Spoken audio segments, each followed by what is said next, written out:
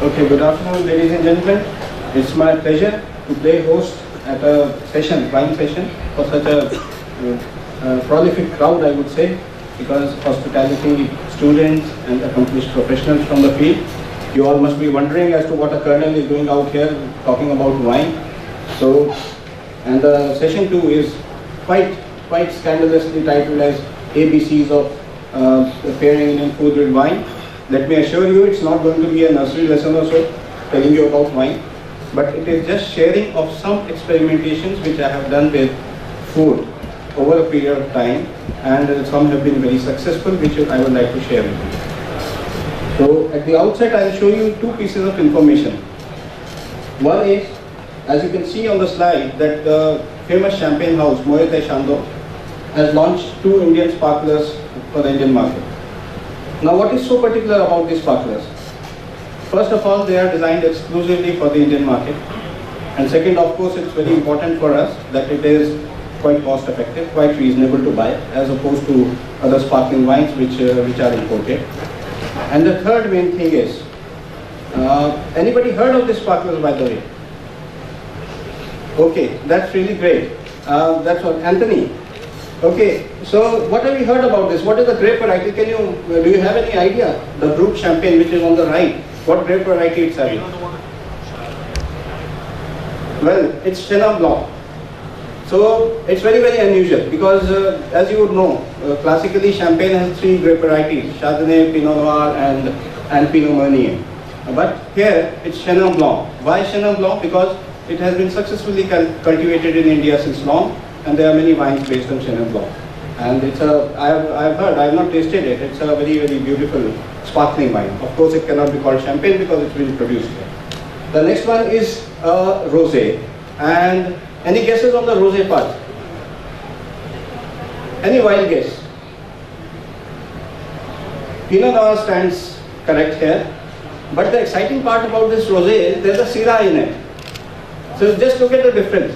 Originally, Pinot Noir comes from the Burgundy district, and it's the northern part of France. And on the southern part, in the Rhone Valley, the Syrah is very predominant. So these 2 grape varieties have been blended to make this rosé. So I'll be very inquisitive about tasting this champagne. Sorry, inquisitively I said champagne, but it's a sparkling wine. Okay, next news is that the famous Australian winery, Jacob's Creek, which is quite popular in India, they have launched a new wine which is built around Thai cuisine, and it's lots of research went into it, pairing it with the nuances of the Thai cuisine. And before that, they had already launched one known as Wah. Wah, I hope it's not the Hindi meaning; it's a definitely different meaning. This was built around Japanese cuisine. Wow. So, what do I mean to convey by showing you this slide? It's basically to tell you that the world across winemakers are awakening to different kind of cuisines.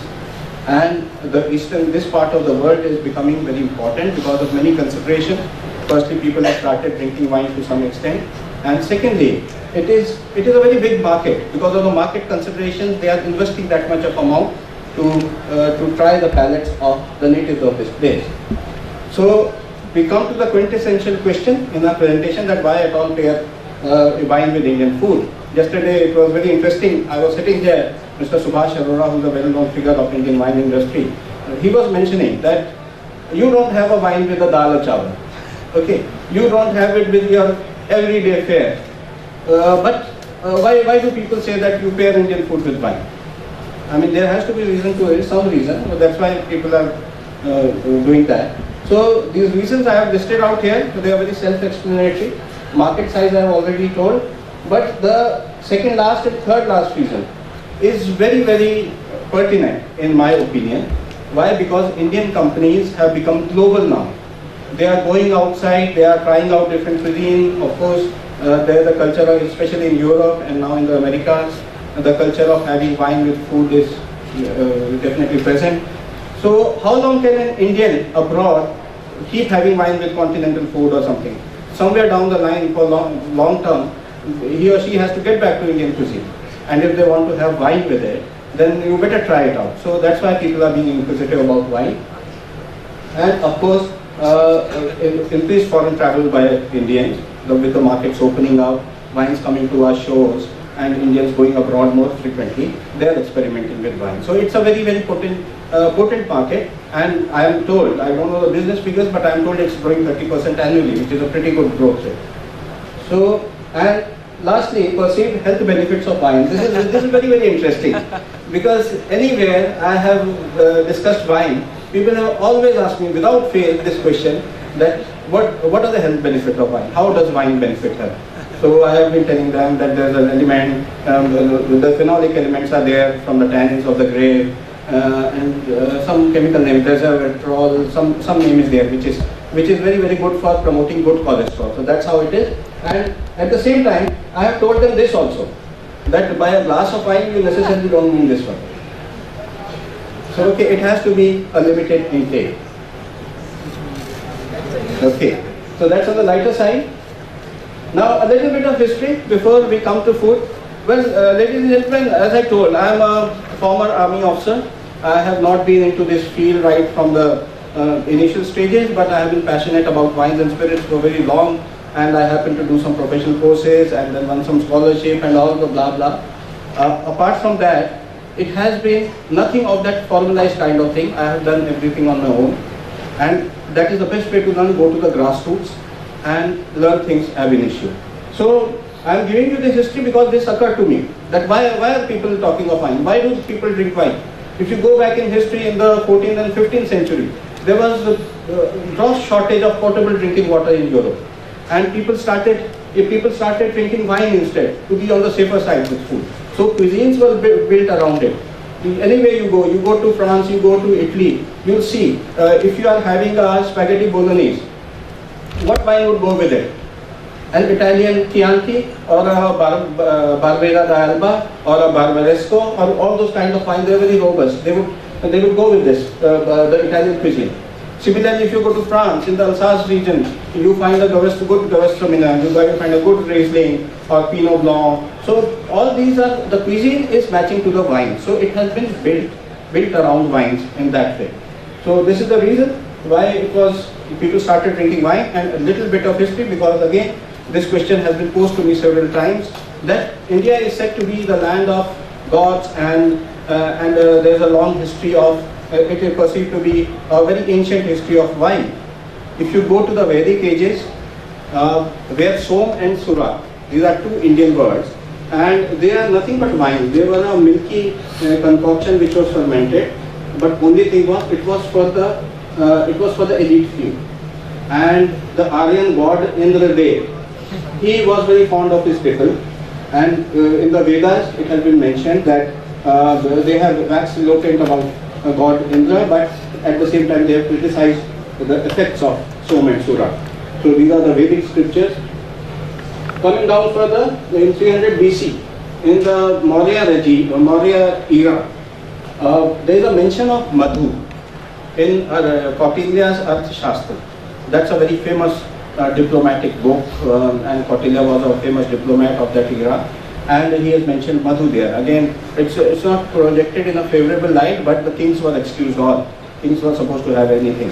So again, a very, very reserved kind of exclusive kind of drink. Then we come to 18th century. During the Mughal period, they had vineyards in the Deccan Plateau, where the current wine industry is focused now. Most of the current wine industry, Indian wine industry today has more than 60,000 hectares of vineyards, and majority of them, 30 plus thousand hectares, are located in the Deccan region. So this was it. And in the 19th century, of course, with the British rule, not many international wines came to India. There was lots of opening up because the British brought along with them their favorite wines.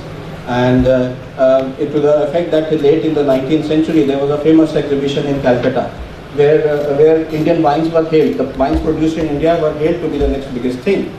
But unfortunately, that was a time which was immediately followed up by the phylloxera epidemic. Anybody knows here about phylloxera? Hospitality students? Yeah? Okay. So, what exactly is it, may I ask? Exactly. So phylloxera was a very deadly pest which wiped out vineyards across Europe, and it affected the rootstocks. Yeah, vines in Europe. So they were grafted with American rootstock to develop a hybrid variety which is till date it exists and which is Vitis vinifera.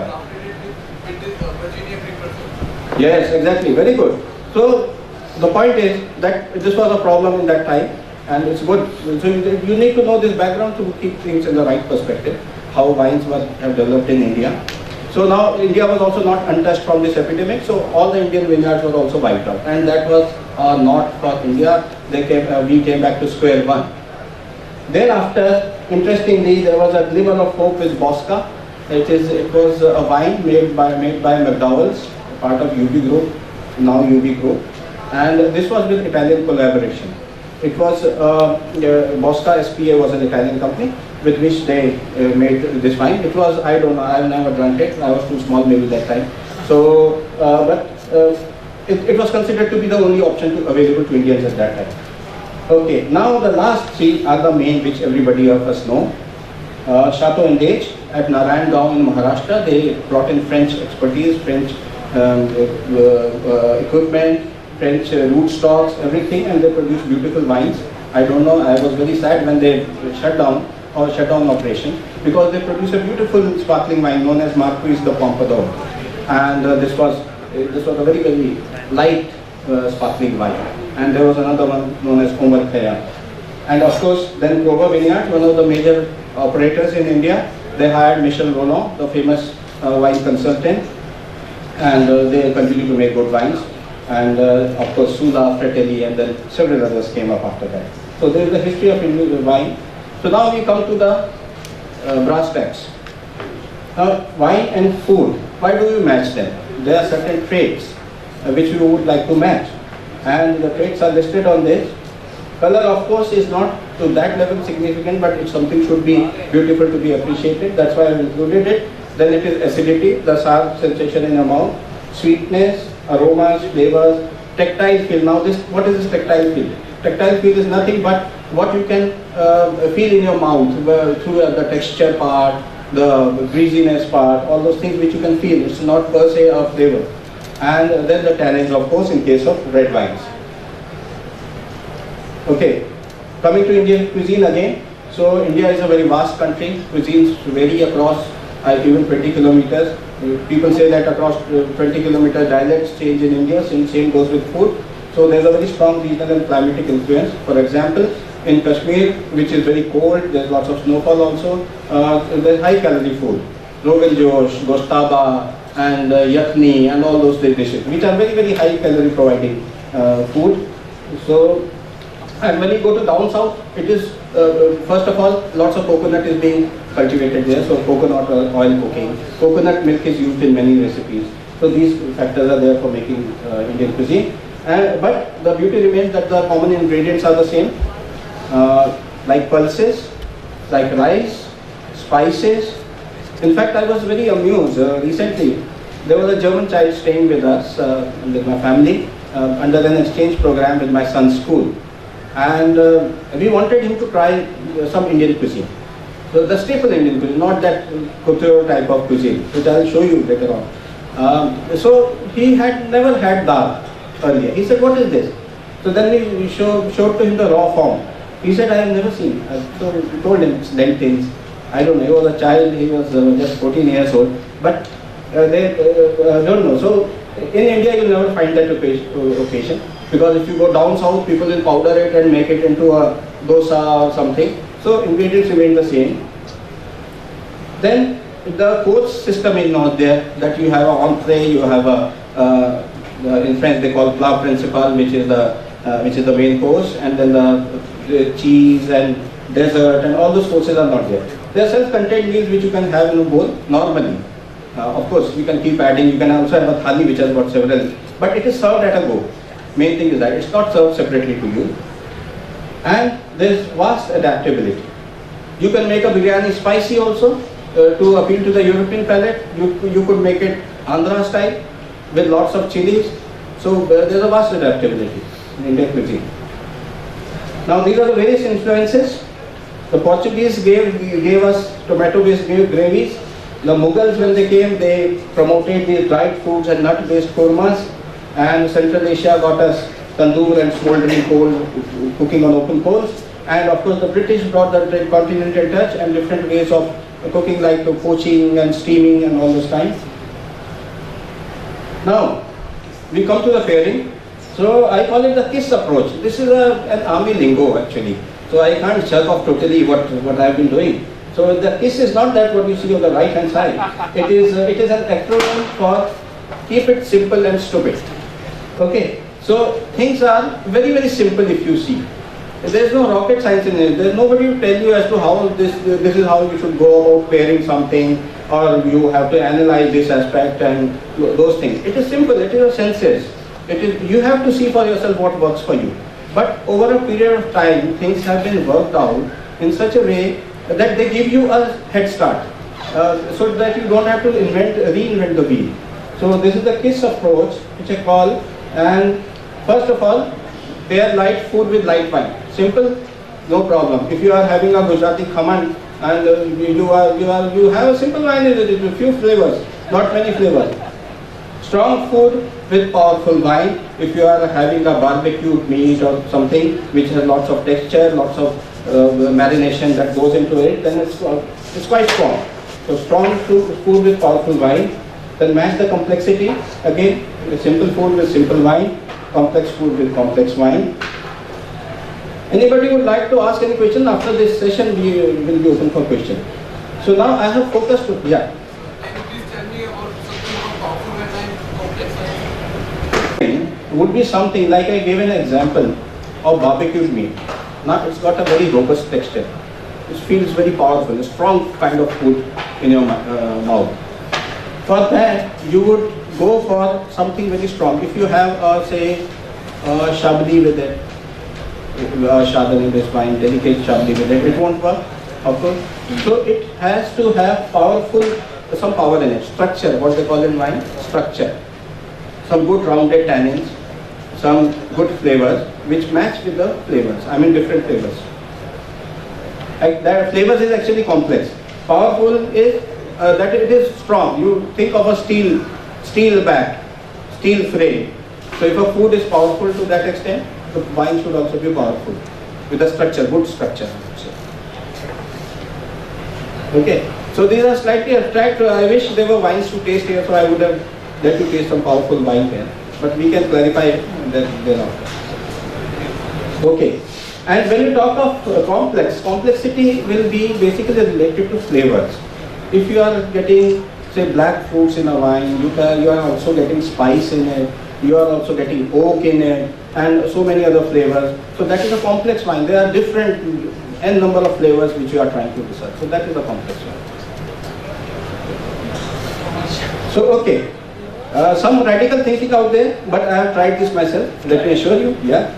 And since the focus is Indian food here, I have kept myself from including anything. I have been tempted, but I didn't include any food which is other than Indian. So now, when you are working with flavors, either you reinforce the flavors so that one flavor brings out the other. Like in case of dosas and sambar, if you are having, what is a dosa and sambar? Dosa is a crisp thing made from dal and pulses and rice, and it's a pancake, kind of a pancake. And sambar is a curry which is it's quite spicy. It is on the sour side, lots of acidity in the sambar. So if you pair it with a crisp wine, there will be two things. First of all, it will cleanse your palate in between. Second would be that this acidity, the acidity in the wine, crisp wine, will support the acidity in the sambar, which is nothing but a curry. Okay, thin curry. Then we come to contrast. Then you can contrast it. Like a crispy Karela. One day my wife served me a Karela which was not to the desired sweetness. Otherwise she adds jaggery. Karela is nothing, for those who don't know, would not be knowing the Hindi term, it is a bitter gourd. Bitter gourd. So she made this thing, so I said how to gulp it down. So I, apart from scolding her, and of course at my peril, because she had to have it or leave it. So I took out a sweet wine and it worked wonderfully with it. I was surprised. So this is how you contrast the flavors, and then you simply accompany, where you are neither bringing out nor contrasting. It's just gelling with the food, like a moong dal halwa. This is again a dessert which is made from pulses. and it's quite, if the sweetness is controlled, it's a very nice texture, and with lots of clarified butter, it works out well. So I paired it with a demi-sec champagne. Demi-sec because otherwise a brut would have felt very dry with it. So I tried this. Anybody can tell me what is the sugar content, residual sugar content of a demi-sec? Anybody in this forum? Okay, I am turning into a class teacher kind, don't worry. But I just want to tell you what is the level of sweetness. If in case of brut, it is up to 16% and below. In demi-sec, it is 17 to 35%, the residual sugar. Any differences over there? Any differences over there? I think it is lesser than what you are saying. 6 and less. I said 16. Okay, yeah, 6 and less. That is 6. Sorry, I said 16. No? So that's a slip of tongue. 6 and less is brut, and 3 and less is brut nature, or zero brut, what you call it. Okay. So you see, nobody is infallible, and this young man has rightly corrected me. So that's great. Thanks for that. And then this was with the demi-sec, but demi-sec I'm sure that it is 70 to 35. That I'm quite sure. And apart from that KISS approach, there is an established approach in the industry, which was formulated by an Italian gentleman known as Marcadini. And this is a very, very scientific approach. This wheel which you see in between, it is, okay, the wheel which you see in between is a very scientific kind of thing where parameters have been rated. The sweetness, the tannins, the acidity, everything has been rated. And there is a mechanism of arriving at a particular dish based on these calculations. So you need not worry about this. One need not, this is just for information's sake. If you would like to explore this, then there is an iPhone application also nowadays for this, which makes things very easy. Okay. So the fundamental taste, I have already elaborated: sweet, acidic, salty and bitter, tactile sensation also. Now what is the difference between fattiness and greasiness? The tactile sensation which we feel in the mouth.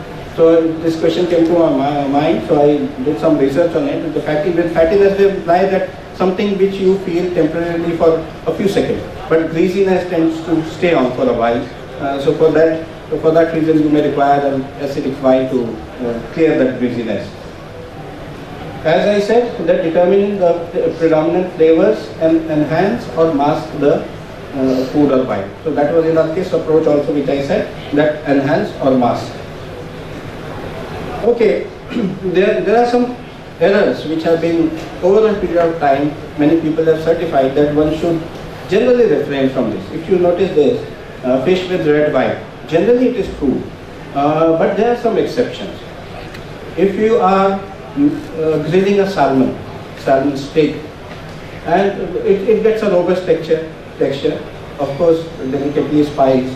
So because of its texture, it may go well with a, say, Beaujolais, which is a very, very light bodied, especially a Beaujolais Nouveau, which is not fermented for long and it's not matured at all.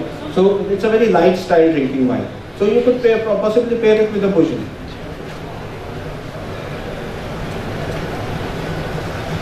Then tannic red wines will not grow with green vegetables or chocolate, because the tannins get reinforced and it becomes quite unpleasant, especially with the green vegetables that themselves have some tannins. Okay, tannins also tend to bring out the salt in the food. So food will taste more salty if you are having, say, what example could I give you in context of Indian food? Anybody who can help me? A very salty kind of Indian food. If you have a namkeen, Haldiram Bhujia, okay, that is a snack that is made out of gram flour and lots of spices. Can you have a red wine with it? I don't think so, because I have not liked it. And by all means, if you like it, have it. I mean, there's nobody saying that. But these are the general guidelines. Okay. There are sweet wines with green vegetables. They don't taste well. And sweet chocolate, surprisingly, because we talk of pairing desert wine with desserts, and if the chocolate is too sweet, why it doesn't match with the chocolate is because too much of sweetness turns into bitterness. So this is what, when I'm talking chocolate here, it's a really sweet chocolate, like a milk chocolate or something. Okay, Now, the photographs which I'll be showing to you now, there are some foreign guests also from here, you would have tasted Indian food in two ways, either in the authentic state, the way it is prepared, or when it is modified for different palates. So there's a wine dinner which I conducted at one of the 5-star hotels here, and they had made with some very interesting connotations of Indian food. Now this is a deconstructed samosa. Okay. Now deconstructed samosa is what? If you see, the filling is more or less the same. There are potato chunks inside. Okay. Where does it differ? It is the flavoring inside. It's a bit delicate. Then the pastry. Its crust is very thin and it's round. Yeah, of course the aesthetic parts, of course, but the content part wise, otherwise the samosa is deep fried and the crust is thicker. Here the crust is very, very slender. And it is accompanied with the basic ingredients like a mint chutney or a sauce, tomato sauce. And this we paired in the wine dinner I am talking. This we paired with a zesty sparkling wine, and to be exact, it was a Prosecco. And it worked rather well because they had the acidity of the sauces and the spices in the samosa. It gelled well because it served as cleaning the palate for the next course, that is. And this was a vegetarian dish. This is a cottage cheese. I don't want to look at the long name, that is a couture way of presenting it, but simply it is a cottage, rounds of cottage cheese which have been hollowed out and stuffed with dates. And there are some banana crisp you can see, and tamarind chutney. So this was very interesting to pair because had we taken say a dry white wine with this, considering that it's a tamarind glaze and the acidity part and all, it would have been a problem because of the dates, because the dates were sweeter, on the sweeter side, and the wine would have looked drier. So here we paired it with a off-dry Riesling, and it worked wonderfully well. Now this is another designer Indian food, and this is an uttapam stack. Now all the ingredients again are there. The basic uttapam. Uttapam is nothing but a fermented batter which has been pan fried, okay, and some toppings like a pizza, tomatoes and some vegetables, and of course the drumsticks you can see, and the tomato chutney, and this was with the rasam. So this we paired with the Beaujolais Village. Beaujolais Village because the uttapam itself was quite good texture, so we wanted something stronger than a white wine, and it had good levels of acidity, so it worked with it. Okay, next is a mushroom strudel with curry leaf and potato mash. Now you see there are lots of vegetables out there. There's asparagus, there's artichoke, there's mushroom with its earthiness. So we paired it with a Sauvignon Blanc, with a good Sauvignon Blanc with excellent herbaceous flavors, at the same time some fruity flavors.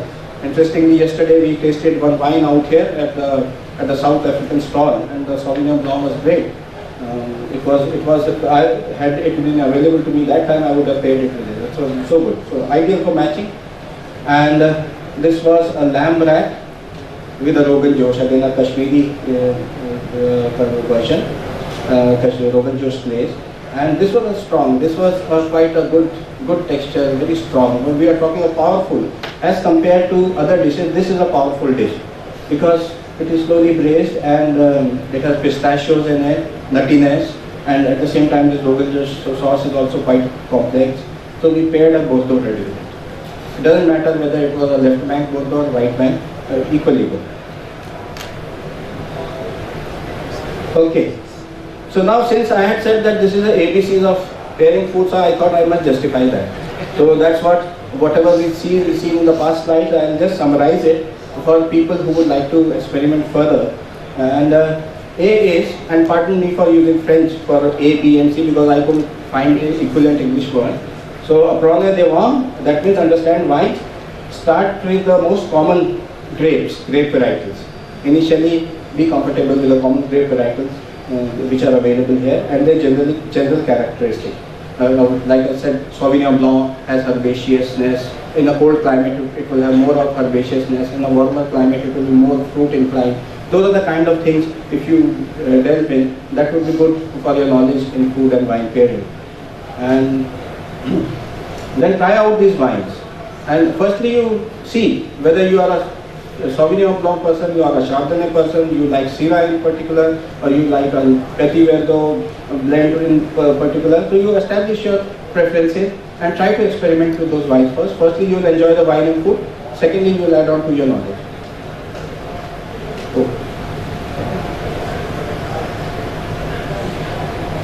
Okay. And this is a very important point.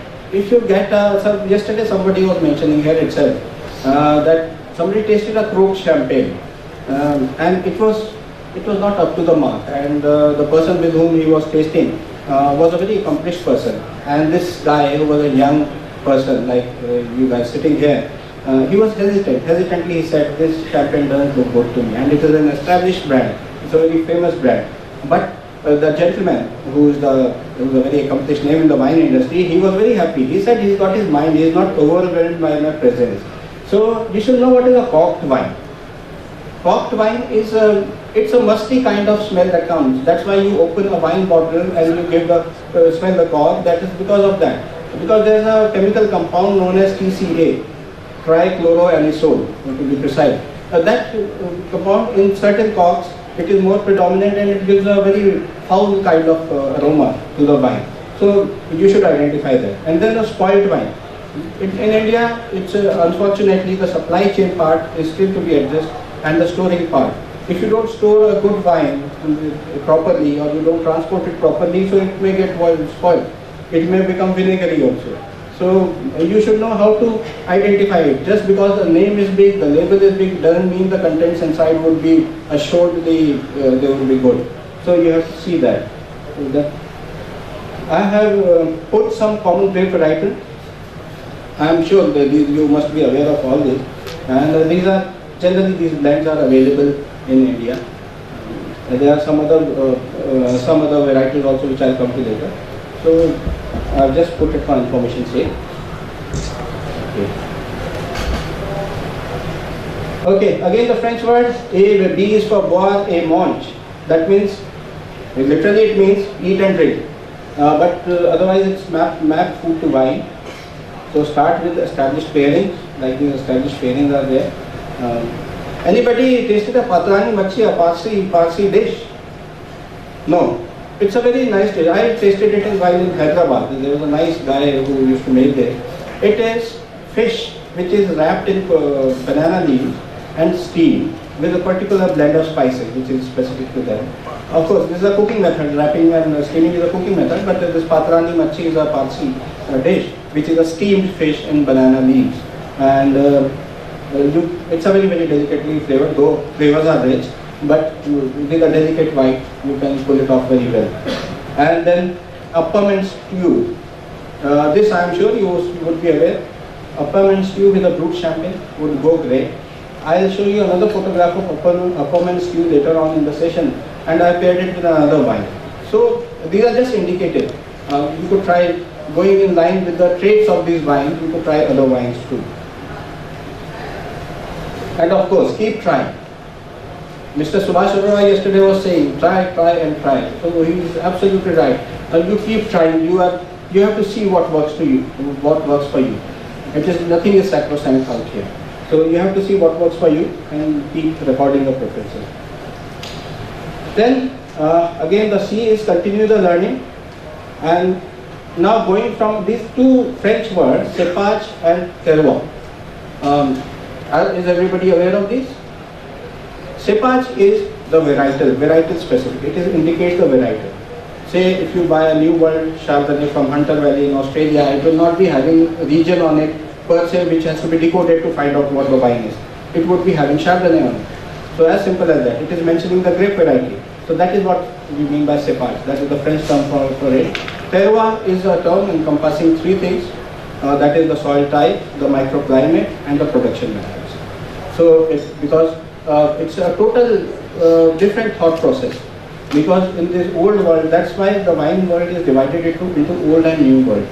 Because if you buy say Puligny Montrachet from Burgundy, from Côte d'Or, Puligny Montrachet is nothing but a Chardonnay, okay, but from a famed region. So what does it signify? How does it differ from a Hunter Valley Chardonnay to this region? It differs because the soil type is clay limestone over there. It gives a nice minerality to the wine. And apart from that, it has got a cold climate Chardonnay type of trade. Very complex wines. And in case of Australian wines, it's not to say that those are not complex. They are too complex. But since the soil type is different over there, so it will be a different style of wine altogether. And maybe it may be oaked also. So this is the difference between Cepage and Terroir. As compared to the Cepage wine, varietal specific, where you can just take a bottle and see, okay, this is a Syrah, this is a Zinfandel or whatever. In case of Terroir wines, you have to do some sort of study, where you have to study the regions. That if you are buying a Chianti, what is a Chianti? Chianti is not a grape variety. Chianti has got several constituents. Sangiovese is there, Canaiolo is there. So all those grape varieties are there. So you have to know that this wine, it must be having these varieties. So that is further graduation from Cepage to Terroir. Okay, and then don't restrict yourself by famed regions and known grape varieties. I came across Gruner Veltliner, now is known to everybody, but I tried it long time back when it was not a known grape variety so well. And this is from Austria. Gruner Veltliner, very refreshing wine. I would say somewhere close to Riesling, because the altitude where, the latitude where this region lies is somewhere close to the German and French regions where good Rieslings are made. So Gruner Veltliner is another beautiful wine to pair with Indian food in specific. Then Malagousia. Now this grape varietal went extinct some time back. This is a Greek wine. And this went extinct, and there's one winemaker who said, okay, I will not let it die, I will make wines out of it. And he's now making wines out of it. In fact, all these wines which I have telling you, I have posted, I have got a humble website which is not selling anything, it's an enthusiast website. And I have put wine tasting notes of all these wines because I have tried it myself. And that's why I am talking about it. So a Welsh Riesling, it's contrary to the name, it's not a Riesling as such. It is entirely different grape varietals. In Italy and Romania and all those countries, you find it as Riesling Italico. So it's a different kind of wine. These again, they go very well with Indian food. And of course, record your experiences and try your wines which you like the most. And then I talked of brass tacks. Before that, I see a good friend of mine sitting here. He's a very accomplished professional of hospitality. Ankur, are you listening? Okay. Would you like to come here for a while? So Ankur has worked in the Taj group of hotels. He was in Taj Palace Delhi. He was the manager of Wasabi restaurant. But main part about Ankur, why I have a special bond with him is that he was in Taj Mumbai at the time of 26/11 terrorist attacks. And this guy, he was an intern there, and without losing his cool, he saved so many lives over there. And then he's gone on to document it in his book, which he has not given me till date. That's such a got one for you. That's the reason. You got one? Oh, you have saved yourself. So, okay, can you get the book? Yeah. Just I'll take the bike. Okay. Of course, I wanted to buy it, but one day. So this is the book, 14 hours, and inside is account of the 26/11 Taj attack. The must-read book. This is not an advertisement, by the way. It's my friend. He's here, and I identify with this thing that it was really, you have to be brave under those circumstances. I have been to J&K area where bullets have been flying, and I have a first-hand account of how it feels when bullets are flying around you. And this guy has done wonders. So, but I have not called him for this here. I just wanted to know from you, Ankur, that in the hospitality scenario, especially in the fine dining, you have been in Taj, you have established a very successful restaurant, you've been part of it, Masala Library in Mumbai. So I wanted to ask you, in the hospitality scenario, in the professional hospitality scenario, how open are people to experiment with wine and Indian food? I think over the period of time, last I think 4 or 5 years, I joined the industry almost 6 years ago. Okay. At that point of time, also we used to do a lot of wine dinners. So wine dinners is something when a wine owner or a person who makes the wines in France, Italy, or wherever, he comes down to India to do his promotions and stuff. Okay. What we used to do was we used to tell him to carry some bottles, and we used to make some continental food pairing along, and we used to sell it. Okay.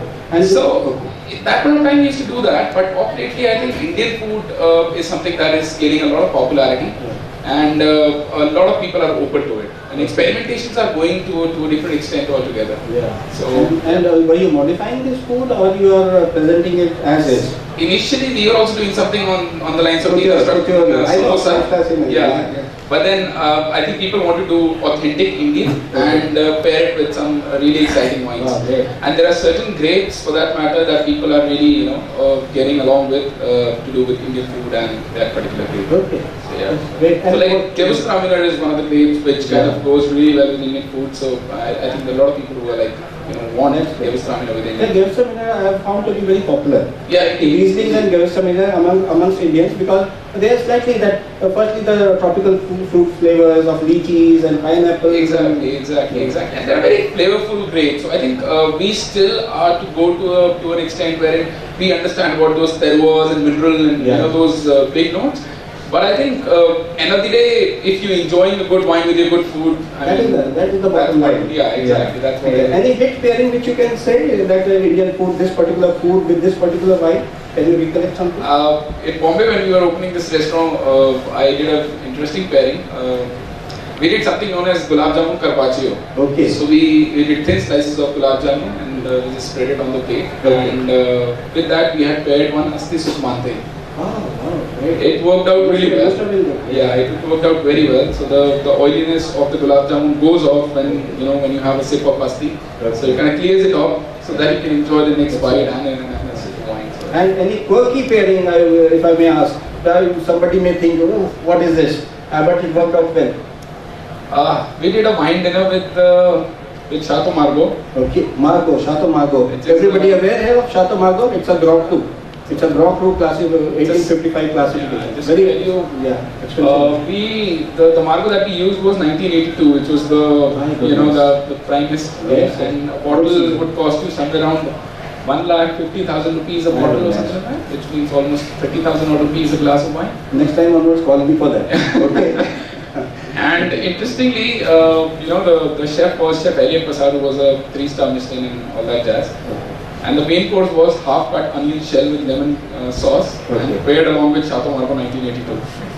And Very bold. initially Very we bold. were shocked that would it actually work and stuff like that. People would want their tenderloin steaks and stuff. But I think after a couple of bites and a couple of sips, everybody had a big applause. Oh, great. So you see, Well, this is an the most example, and this is interesting being pairing. very adventurous with such an expensive wine. Yeah. I won't do it, of course. I know you would have I to. wouldn't be able to afford it, first of all, and secondly, I would think twice. That's very bold. That of was you. the most Yeah. interesting and a weird pairing that we had done. So thank you so much, Ankur. Thanks for being here. I'm for glad this to be insight. here. And thanks for the book. I'll take it later from you. Please keep it. Okay, now the brass tacks. I've been speaking of brass tacks. Again, my army name, the brass tacks. So we come to an interesting part of the session. Now I have done all the talking. I would like some participation from the esteemed people sitting out here. So now we'll have suggestions out here. Briefly, we'll go fast, no problem. So this is a naldi gosht or a lamb shanks. A lamb shanks with potatoes. Slight modification is there. This is also a 5-star scenario, but since it is typical Indian preparation, I have included it with cipollini onions and the sliced gravy. So what could it possibly be paired with? Any suggestion with whatever we see in the presentation? Come on, guys. Don't. Bordeaux would be excellent. Yes, excellent, because it's a very, very robust dish. Yes, definitely. Bordeaux red would go very well with it. And How about a Barolo? yeah, of course, Barolo also would be great because this is very robust. This can pull off any good robust red wine. But should I tell you what I paired it with? Okay, I paired it with a Cartier Champagne Blanc de Noirs. Not I, because I was served this. Okay, I stand corrected. Because this was a wine dinner by Cartier Champagne, where Monsieur Jean-Jacques Cartier, who is the owner of the Champagne House, I happened to visit his Champagne House when I won the Champagne Scholarship and went there. And I have a very good rapport with him. And he was sitting just across. I'll just show his photograph also. So the Blanc de Noirs, initially, if you see the glasses over there, officially on the menu it was served with a rosé, Cartier rosé. And this Blanc de Noirs is not coming to India as yet, but Monsieur Cartier got it with his luggage, few bottles, and this was served to us, a glass each. And the moment I tasted this rosé with this and then the Blanc de Noir, I told Monsieur Cartier, very humbly again, he was a winemaker, I am a nobody as far as experience goes. I said, I think this is the wine for this dish. Rosé is not able to stand up to it properly. So he was very happy.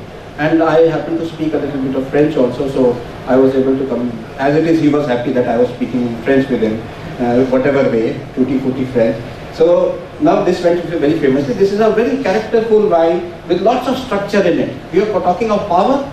This is power.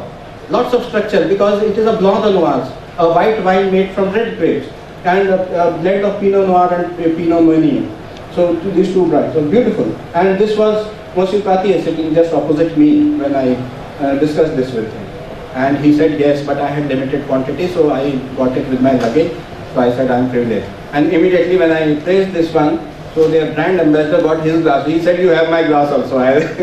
So that was the thing. So it went off well with this. Then all the other photographs, these have been prepared by my better half. All these dishes, photographs have been taken by me. So there is no hypothesis here. There is these things which I have actually tried. And maa ki dal and tandoori roti. Now this is a special utensil. You know how maa ki dal properly is prepared. You put it on a moderate flame and let it simmer for some time. And towards the end, you take, you guys are more qualified, but at home we have learned from somewhere that in a bowl, you take a piece of coal, put some clarified butter on it, and then put it inside it and put the lid. So the fumes which go inside gives it a very good smoky flavor. Yeah, and the texture as it is very creamy, you put butter in it. So it's a very robust kind of preparation. And this I paired with a Cabernet Franc and Syrah blend from Bulgaria. Now, ladies and gentlemen, let me tell you one thing. When we talk good wines, we only talk France, Italy, to some extent Germany, of course Spain, and now Austria is coming up, and of course the Napa Valley, California. So all those places. But the Eastern European nations have a much older history of winemaking. You'll be surprised. Very old history, and those vineyards have suffered because of the communism and so many other political factors, but now they are coming up really well. This wine was offered to me by the Bulgarian embassy when I was conducting a wine dinner for one of the hotels, and they said, please can you fill our wine over there? I said, no problem, let me taste it first. And beautiful wine, lots of aromas, exploding nose, and this was a very robust wine. I paired it with this, it went off very well.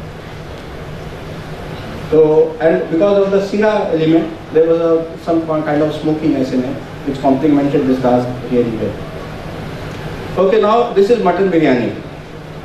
Again, so now I have shown two photos in it. There are two ways of serving a mutton biryani. Firstly, like I have shown you, the standalone, which is self-contained. You have it with some curd or something. The other one is with mirchi ka salan. This is a typical Hyderabad preparation. So what is the difference? Difference is that if you accompany it with mirchi ka salan, it gets a hotness quotient somewhat. Though it looks mirchi ka salan, but then mirchi is not mirchi actually. You remove the seeds out of it. But some kind of a difference comes in. And with the yogurt, of course, the acidity. So you can have it two ways. I have tried it twice. This is a wine from Romania, which again one of the producers got for me, and a beautiful Merlot, which was aged in oak barrels for good around 12 months or so, and it went off famously with the upper part without the sagar. Now when the hotness quotient increases slightly, then you would not like to pair it with a tannic wine because it will increase the hotness perception on the palate. So for the latter option, I tried again this again the winemaker had gifted me when I had gone to Champagne, and Edward Rome. This is a boutique winery out there, and this is a beautiful rosé, salmon pink color, and a very fruity and very refreshing champagne. So this is what I paired it with. So you see, you have different ways of pairing wine with food. It cannot you cannot single out a particular wine. Now another favorite of Indians, makke ki roti and sarson ka saag. Anthony, can you understand this? Have you seen these dishes? No. For your benefit, I'll explain. This is nothing but a bread made out of maize flour. Yeah, maize flour, and then the other one is a leafy vegetable. So, Yeah, it's spinach and no, spinach it also goes a little Added, bit. but that's not the main ingredient. Yeah, but that's not so the mustard leaves. It's mustard leaves and with lots of butter. So definitely you would not like to pair a red or white with this. Red. Red, very good. Okay, red. Because we have seen earlier on the tannins interfere with the greens. So we would red is straight away ruled out. And okay, sorry, just a second. Now this is a very unique thing. This again, a sommelier friend had mentioned to me, who is in Maldives. He got this bottle for me. Pinot Auxerrois. I had also not heard of this grape variety till the time he got me this. This is also virtually on the verge of extinction. This wine comes from the Alsace region in France. There are a particular district known as Hengst, Hengst, Hengst, where this wine is made, and it's a typical cold climate wine, and it's a different grape variety at all.